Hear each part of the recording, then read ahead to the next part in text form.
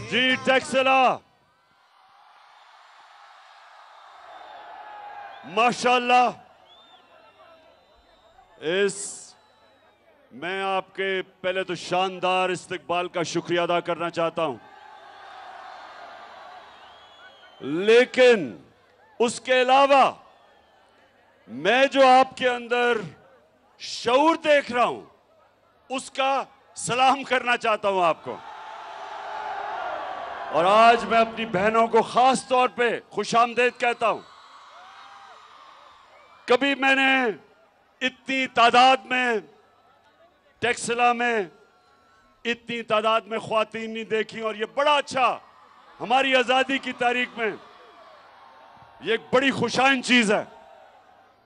अच्छा, मैं सरवर खान, सबसे पहले मैं आज आपके टैक्सला के कौम के सामने, सरवर खान, आप मेरे साथ हर मुश्किल वक्त पे खड़े रहे हैं।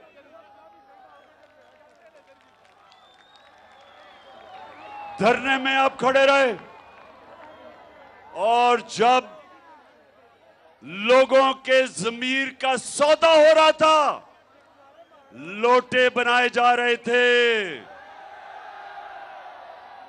सरवर खान आप मेरे साथ खड़े रहे। और मैं आज आपके हलके के अंदर सबको बताना चाहता हूं कि इस तरह के इस मुल्क को सियासतदान चाहिए जिनके ज़मीर की कोई कीमत नहीं होती। अच्छा टैक्सला, मैं सबसे पहले तो मैं जरा आज इस अमरीकी इंपोर्टेड उनके गुलामों की हुकूमत को एक मैसेज पहुंचाना चाहता हूं। ये दूसरी दफा मेरे घर पुलिस भेजी है, बल्कि तीसरी दफा।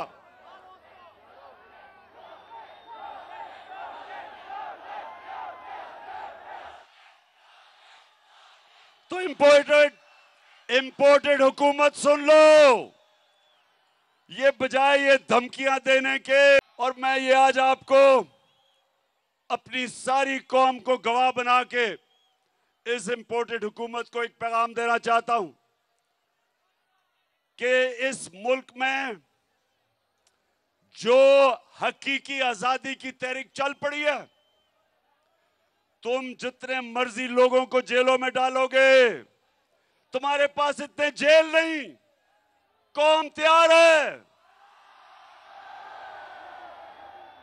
मैं भी तैयार हूं, जेलों के लिए मेरी कौम भी तैयार है। ना हमें तुम्हारे जेलों से कोई खौफ है, ना तुम्हारी नामालूम टेलीफोन की धमकियों से कोई खौफ है, और ना ये जो हर दूसरे दिन हमें डराने की कोशिश की जाती है। सब सुन लो, पाकिस्तानी कौम ने खौफ का बुत तोड़ दिया है। ला इलाहा इल्लल्लाह मेरी कौम के दिलों में चला गया।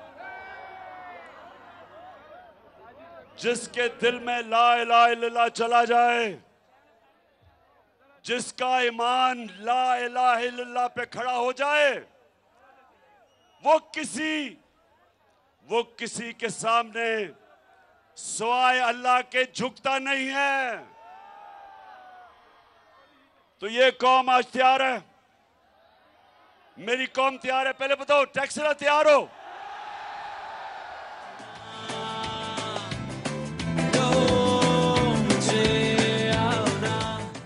कौम भी तैयार है, और उससे ज्यादा कौम का कप्तान भी तैयार है।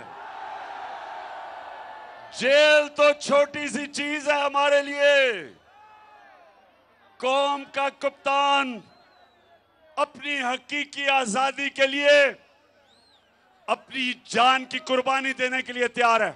फिर से तू अड़ जा, फिर से तू डट जा, फिर से अब वो बल्ला घूम अच्छा, अब जरा टेक्सला बाशऊर लोग हो, आप जरा गौर से मेरी बात सुने। हुकूमत ने आज एक ये जो इंपोर्टेड हुकूमत है, मैं इनको ये कहता रहा कि ये अमेरिकी साजिश के तहत आए और मैंने 28 मार्च को एक मुरासला दिखाया सारी कौम को, जिसके अंदर साजिश वाज़ेह थी। कि साजिश क्या थी कि अमेरिकी अंडर सेक्रेटरी ऑफ स्टेट ने हुक्म दिया पाकिस्तानी एम्बेसडर को कि इमरान खान को हटाया जाए अदम एतमाद में। और उसके बाद उसने ये भी कहा कि अगर इमरान खान को हटा दिया अपने अदम एतमाद में और अगर तुम चेरी ब्लॉसम को ले आए तो माफ कर दिया जाएगा पाकिस्तान को।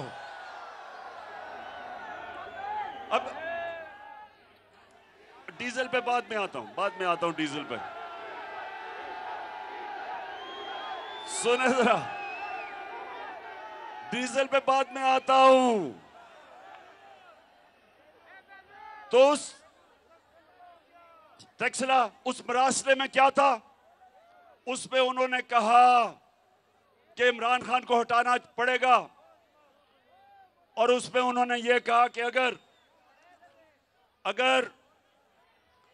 इमरान खान को हटा गया तो पीछे तो अचकन पहन के शहबाज शरीफ इंतजार कर रहा था। तो उन्होंने कहा कि अगर वो हटा दिया गया तो हम माफ कर देंगे। अच्छा, अब टेक्सला सुनो जरा क्या हुआ। मैं सारी जगह मुरासला लेके दिखाया, भी नेशनल सिक्योरिटी काउंसिल में लेके गया, मैंने असेंबली में भिजवाया, स्पीकर ने चीफ जस्टिस को भिजवाया, उसके अलावा प्रेसिडेंट ऑफ पाकिस्तान ने चीफ जस्टिस को भिजवाया कि इंक्वायरी होनी चाहिए। अच्छा, ये जो इंपोर्टेड हुकूमत थी, ये बार बार कहें कि कोई मुरासला नहीं है, इन्होंने कहा कि कोई खत नहीं है, और इनकी जो सबसे बड़ी स्पोक्स पर्सन मरियम, उसने कहा ये झूठ है। तो अब अच्छा, इनके साथ मीडिया भी मिल गया। इनके जो लिफाफे वाले पैसे लेके जमीर बेचने वाला जो मीडिया के लोग थे, उन्होंने भी कहा मुरासला नहीं है।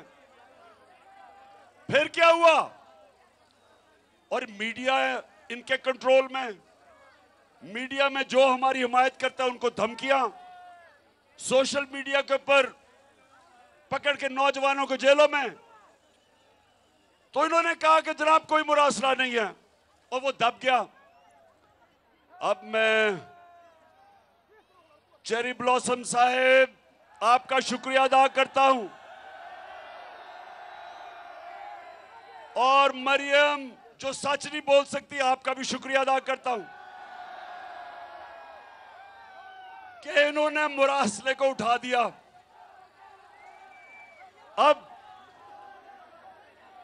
मुरासले साइफर को इन्होंने उठा दिया, और शुक्र कि सारी कौम को अब सबके सामने आ गया कि वो वाकई जो मैं कह रहा था वो सच है। अब नहीं नया ड्रामा हो रहा है। मेरी बहनों सुनो, नया ड्रामा क्या है कि वो जी साइफर गुम गया है।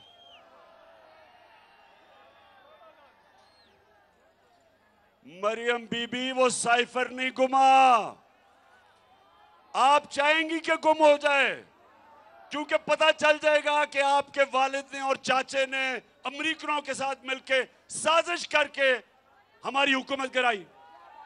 आप चाहेंगी, लेकिन अगर आप अपने फॉरेन ऑफिस से पूछे तो कॉपी पड़ी हुई है, वहां मास्टर कॉपी फॉरेन ऑफिस में है। अच्छा टेक्सला, अच्छा डीजल का पूछना चाहते थे?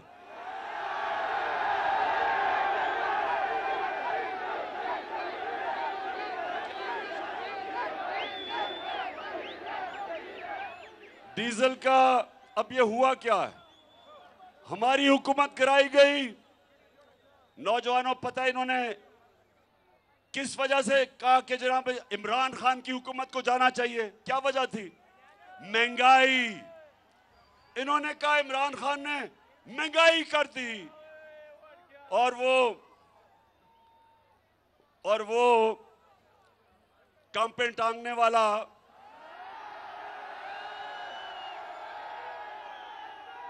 उसने महंगाई मार्च कर दी। वो महंगाई मार्च बेचारे सिंध के गरीब लोगों के पैसे के ऊपर उसने करोड़ों रुपया खर्च करके इस्लामाबाद पहुंच गया महंगाई मार्च पे। लेकिन लोगों को सिर्फ याद आया, एक नया लफ्ज उसने निकाला, कांपे टांग रही है।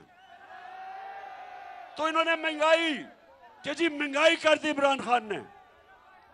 तो अब टैक्सला 5 महीने के अंदर इस मुल्क में 50 साल के बाद सबसे ज्यादा महंगाई हुई है। जिन जिन के घरों में बिजली के बिल आए हैं, बिजली दुगनी से भी बढ़ गई है। गैस सर्दियों में 250% बढ़ने वाली है। आटा जो 55 किलो का 55 रुपए का 1 किलो था, 55 रुपए किलो आटा हमारे दौर में आज 100 रुपए से ऊपर निकल गया। हमारे जमाने में आलमी मंडी में तेल हमारे जमाने में $100 से $115 पे था, और हमारे जमाने में पेट्रोल की कीमत 150 रुपए लीटर थी, और फजल रहमान की कीमत 145 रुपए लीटर थी।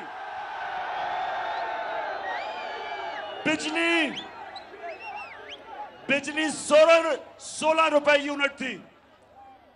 आज बिजली पहुंच गई है 36 रुपए यूनिट, और टैक्स लगा के 50 रुपए से ऊपर चली गई है। आज टैक्सला आज पेट्रोल चला गया 236 रुपए लीटर, और फजल रहमान चला गया 250 रुपए लीटर। आज अवाम के ऊपर वो महंगाई है, तनख्वाहदार तबका आज गुजारा नहीं कर सकता। आज मजदूर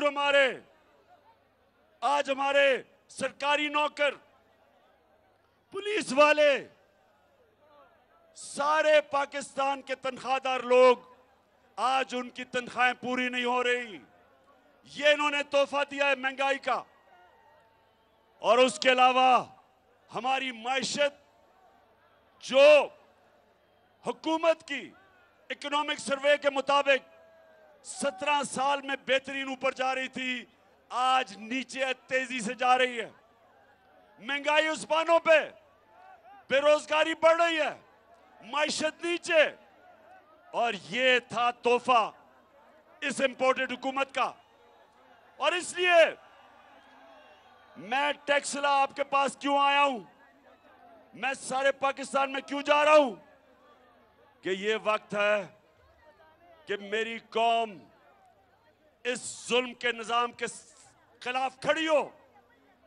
इन लोगों ने सिवाय महंगाई, बेरोजगारी, मायशत की तबाही एक काम किया, अपने करप्शन के केसेस माफ करवा रहे हैं। शहबाज शरीफ 16 अरब रुपए का FIA का चोरी, 8 अरब रुपए TT के केस नैब में, नैब भी अपनी हो गई, FIA भी अपनी हो गई, और केसेस इनके खत्म हो रहे हैं। वो मरियम मैच फिक्स हुआ, प्रोसिक्यूशन भी अपनी, और अपना केस माफ करवा लिया, कानून बदल दिए। मैं टैक्सला के लोगों और पाकिस्तान के लोगों जो देख रहे हो, आज सब एक चीज समझ जाओ, टेक्सला एक चीज समझ जाओ, मेरी बहनें आप भी समझ जाएं कि क्यों मैं इस कौम को निकालने लगा हूं सड़कों पे। मैं क्यों निकालने लगा हूं? इसलिए कि इन्होंने अपनी चोरी बचाने में इस मुल्क का इतना बड़ा नुकसान किया है।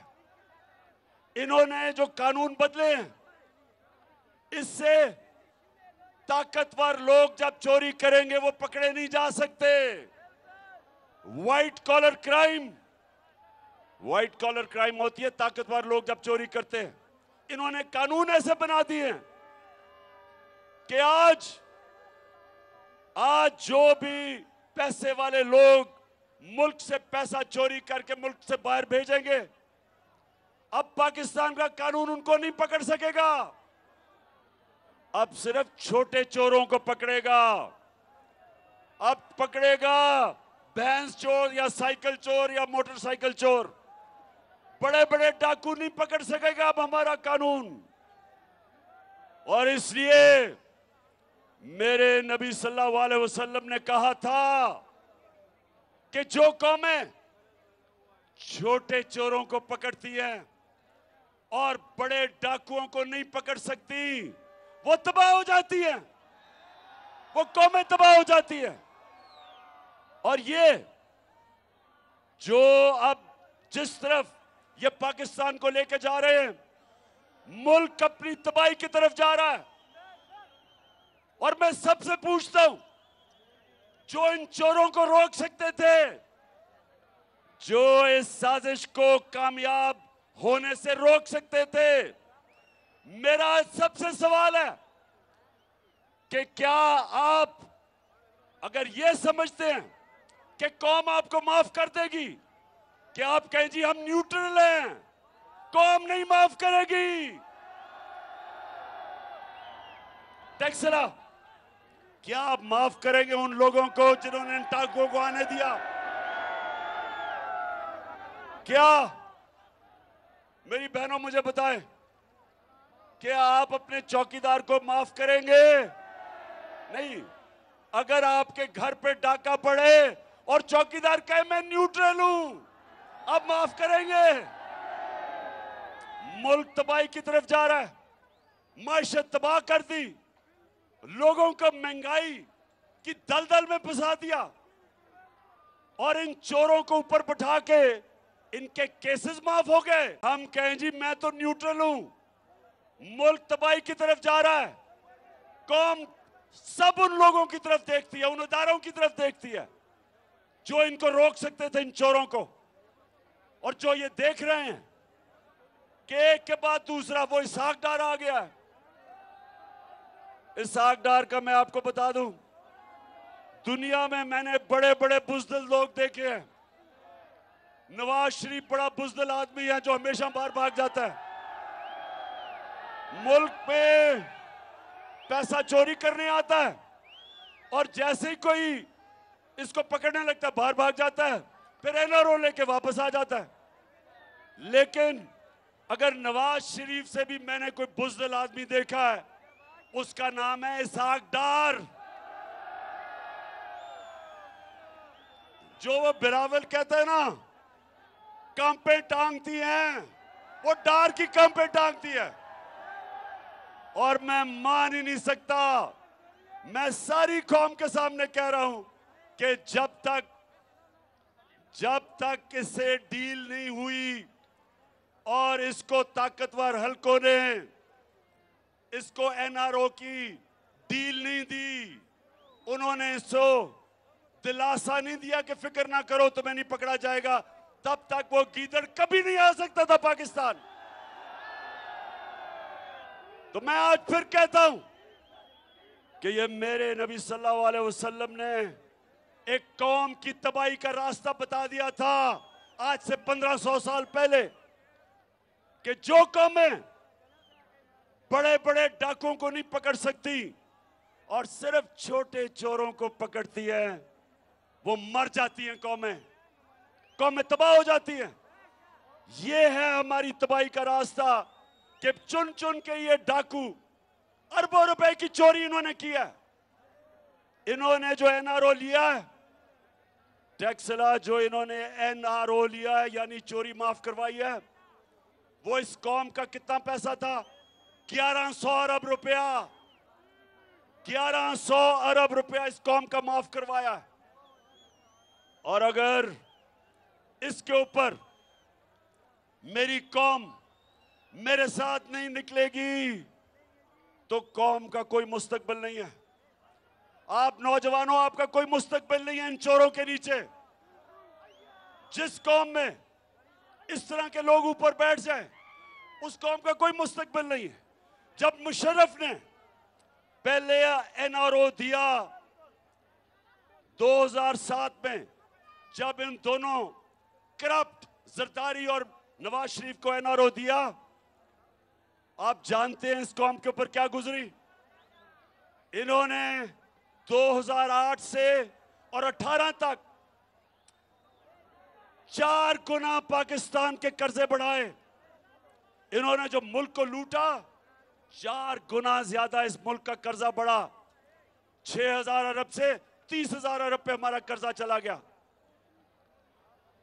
जो करप्शन के केसेस इनके 10 साल में थे, अब इनको फिर एनआरओ मिल गया। अब ये फिर तैयारी कर रहे हैं लूटने के लिए। मरियम क्या कहती शहबाज शरीफ को कि अंकल मेरे दामाद का 60-70 करोड़ रुपया जो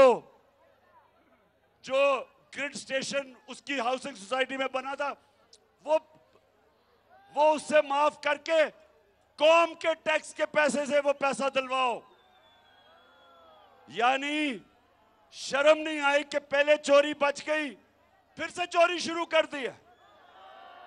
और फिर कहती अंकल, शहबाज शरीफ को अंकल ही कहती है कि अंकल वो हिंदुस्तान से मेरा जो दामाद है वो मशीनरी इंपोर्ट कर रहा है, तो उसको किसी तरह मशीनरी को आने दो। यानी कि हमने कश्मीर की वजह से जो इन्होंने कश्मीरियों का जो हक था, जो उनका स्पेशल स्टेटस था, 5 अगस्त 2019 को जो नरेंद्र मोदी ने उनका स्टेटस लिया, इसलिए हमने उनसे ताल्लुकात तोड़े। अब ये जब ताल्लुकात हमने तोड़े हुए हैं, उसके बावजूद ये उनसे मशीनरी इंपोर्ट कर रही है दामाद के लिए। मुझे बताओ टैक्सला, मुझे बताओ कि क्या हम कश्मीरियों की कुर्बानी पे सौदा नहीं कर रहे? वो बेचारे जो 30 साल से कुर्बानियां दे रहे हैं, 1 लाख कश्मीरी शहीद हो चुका है, और ये अपने पैसे बनाने के लिए जो हम प्रेशर है कि ताल्लुका तब बहाल करेंगे जब आप कश्मीरियों को स्टेटहुड वापस करो। उसके अलावा टैक्सला, उसके अलावा सुने, जो इलेक्शन कमिश्नर सिकंदर सुल्तान, जो इनका शरीफों का घर का मुलाजिम है, वो इनसे पूछ पूछ के फैसले करता है। उसका काम सिर्फ एक है कि किस तरह धांधली करके वो किस तरह इनको वापस जिताएगा, क्योंकि साफ और शफाफ इलेक्शन में ये अब ये नहीं जीत सकते। आपको पता पंजाब के बाय इलेक्शन में 17 जुलाई को इनका सफाया कर दिया था। तो इसलिए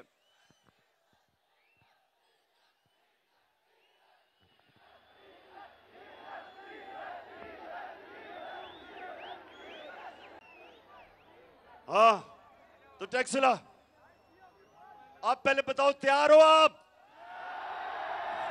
अच्छा टैक्सला थके तो नहीं? हाँ, मैं बस चेक कर रहा था।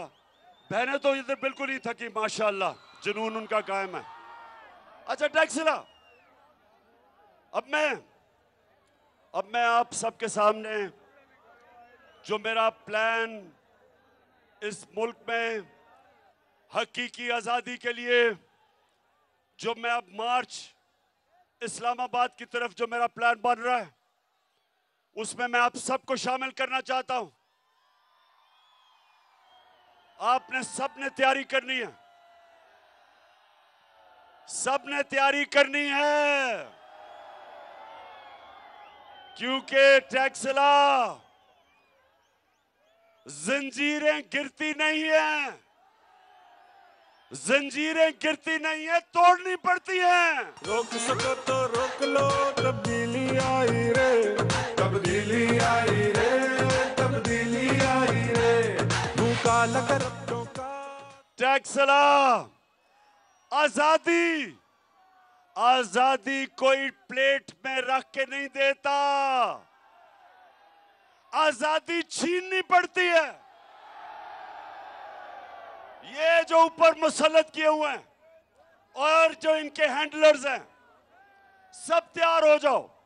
मैं आज अपनी सारी कौम को पैगाम दे रहा हूं, जिधर भी आप हो, आप ये याद रखो कि ये एक तहरीक बनी, पाकिस्तान बनाने के लिए एक तहरीक थी, तहरीक पाकिस्तान, और ये उसके बाद 75 साल के बाद ये पाकिस्तान को हकीकी तौर पे आजाद करने के लिए अब ये दूसरी तहरीक है। हमने अपने आप को आजाद करवाने के लिए ये सारे बुत तोड़ने हैं। खौफ का बुत सबसे पहले,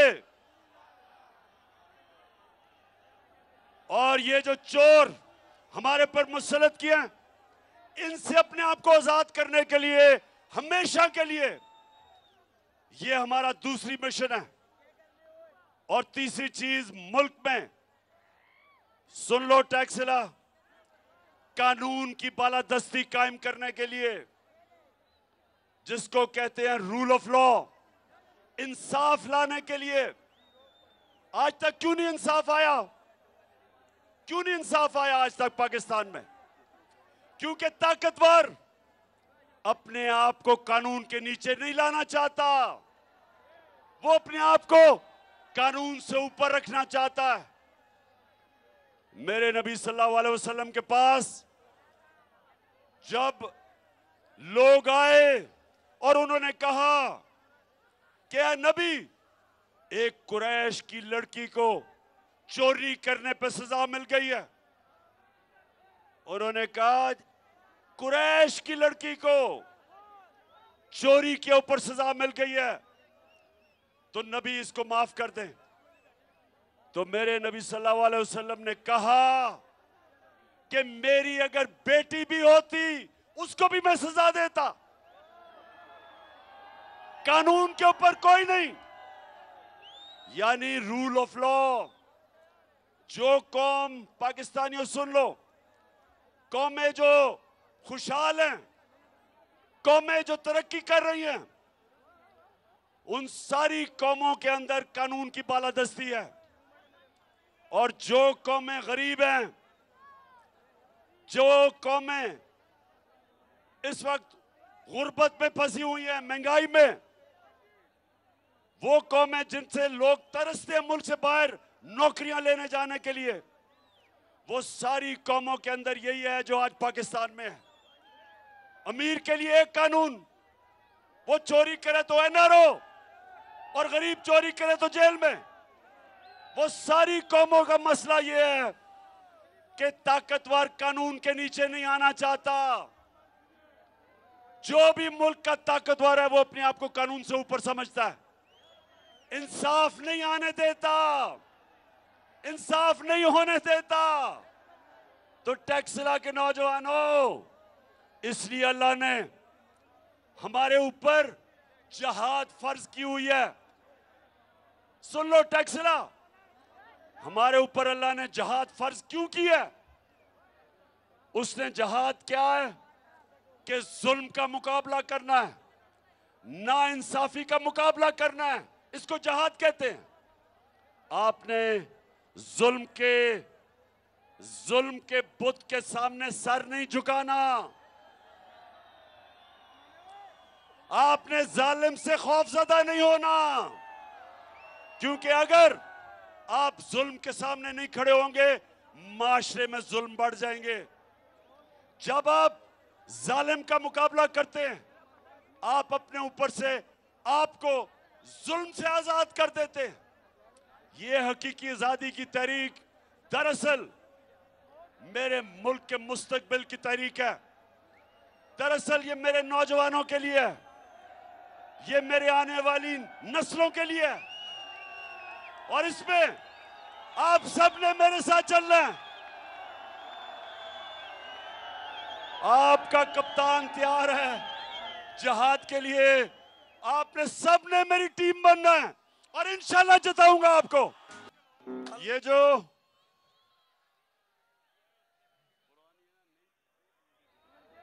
अच्छा टेक्सिला, मैं सिर्फ आपको बताना चाहता हूं, मैं सिर्फ अब आपको वीडियो दिखाना चाहता हूं कि कितना बड़ा जुल्म हुआ है मुल्क से।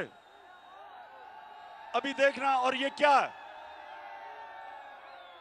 ये वीडियो क्या है, क्योंकि अभी उन्होंने मरियम को बरी कर दिया कि जी उसने कोई बेचारी बेकसूर है।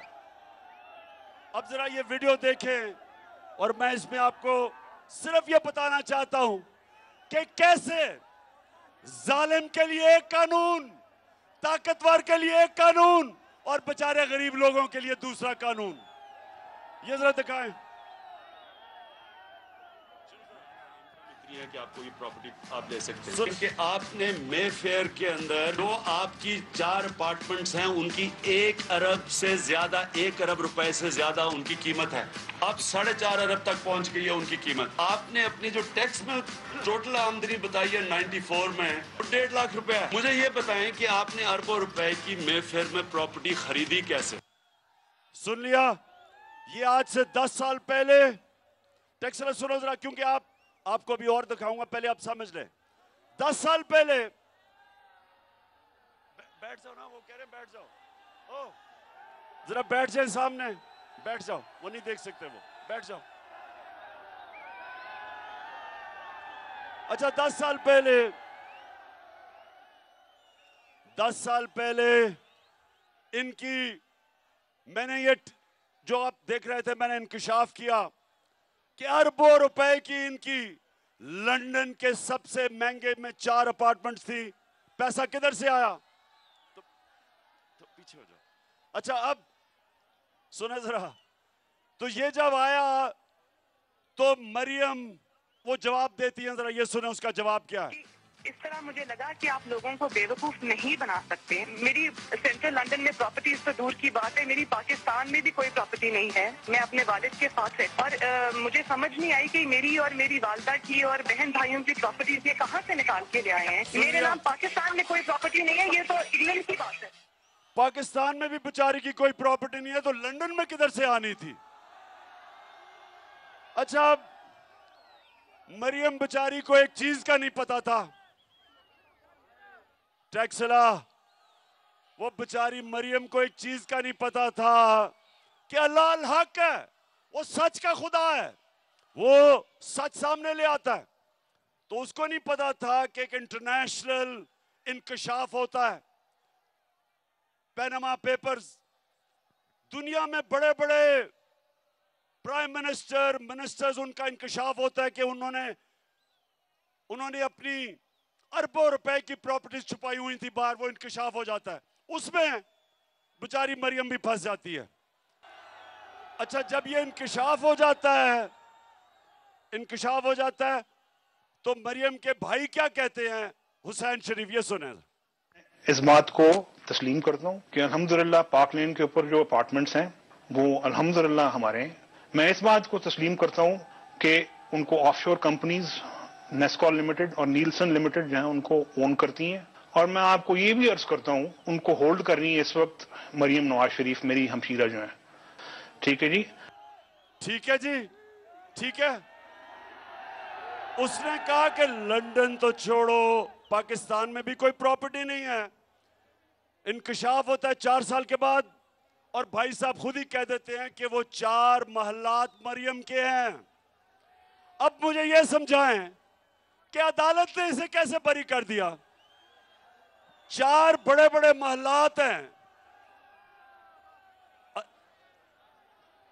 हाँ, ये देखें, ये लंदन की महंगी जगहों के ऊपर अरबों रुपए का पैसा है, तो अदालत इन्हें कैसे छोड़ देती है? मैं यकीन दिलाता हूं टैक्सला,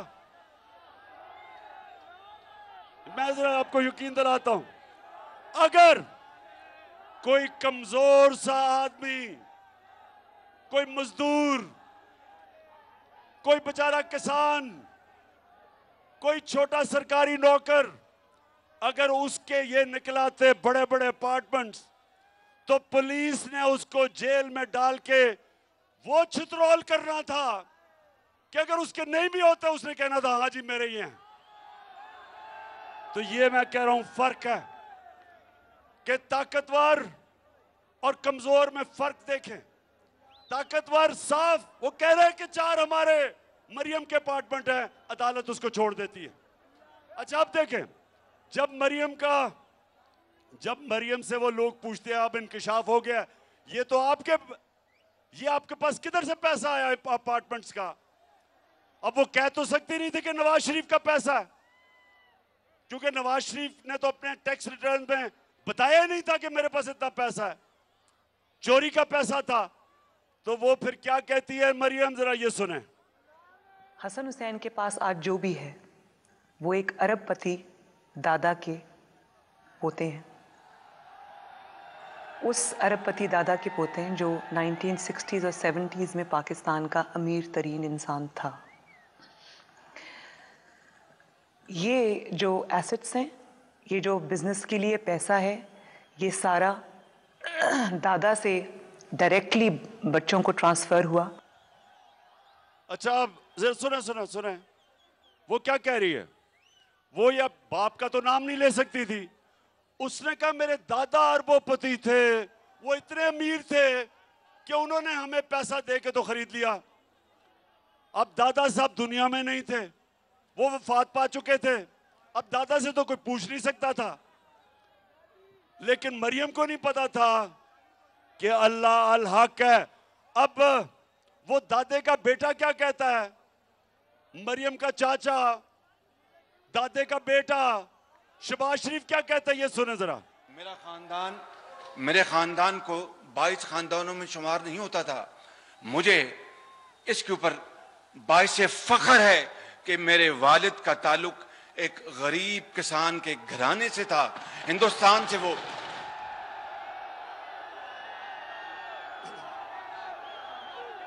अच्छा, अब टैक्सला, मैं जो आपको समझा रहा हूं आपको समझ आ गई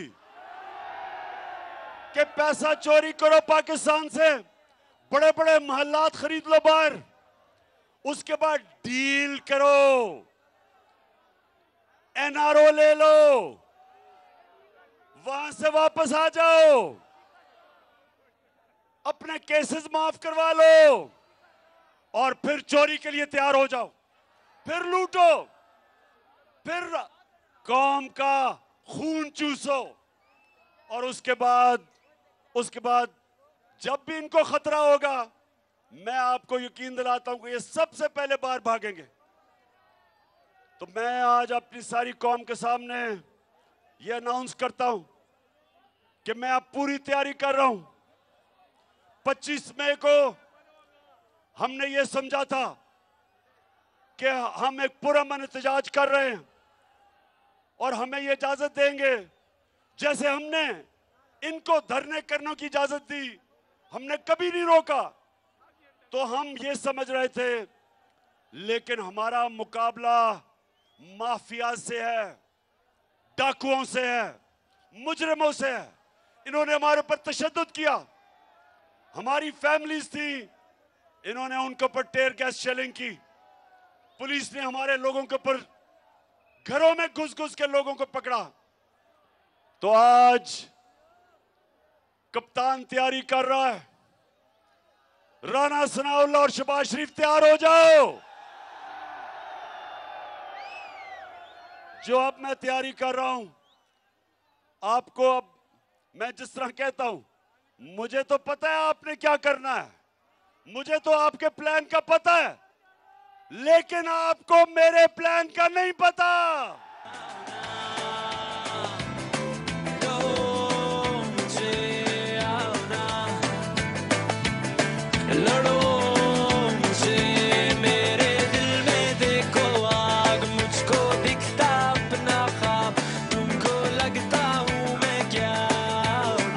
टैक्सला, जो अब तैयारी हो रही है, इंशाल्लाह मैं आपके सामने पेशन गोई कर रहा हूं। पहले ये जो मैं तैयारी कर रहा हूं, मैंने सारी अब इनकी सारी जो प्लानिंग है उसके मुताबिक तैयारी कर रहा हूं। वो अभी मैं आपको नहीं बताऊंगा। मैं पहले अपनी तैयारी कर रहा हूं और फिर एकदम कॉल दूंगा। आप सब ने तैयार होना है, सब ने तैयार होना है और इंशाअल्लाह अपने मुल्क को हम हकीकी तौर पे आजाद करेंगे।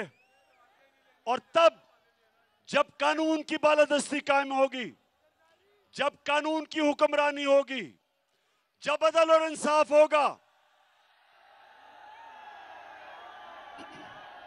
इंशाअल्लाह तब ये पाकिस्तान जो कायदे आजम ने पाकिस्तान का जद्दोजहद की थी और इलामा इकबाल ने ख्वाब देखा था, इंशाअल्लाह उस पाकिस्तान की तरफ हमारा तब सफर शुरू होगा जब इस मुल्क में अदल और इंसाफ का निजाम लेके आएंगे, जिस पे जो निजाम मेरे नबी सल्लल्लाहु अलैहि वसल्लम ने मदीना की रियासत में कायम किया था। पहले इंसाफ आता है, फिर खुशहाली आती है। खुशहाली इंसाफ के बगैर नहीं आती।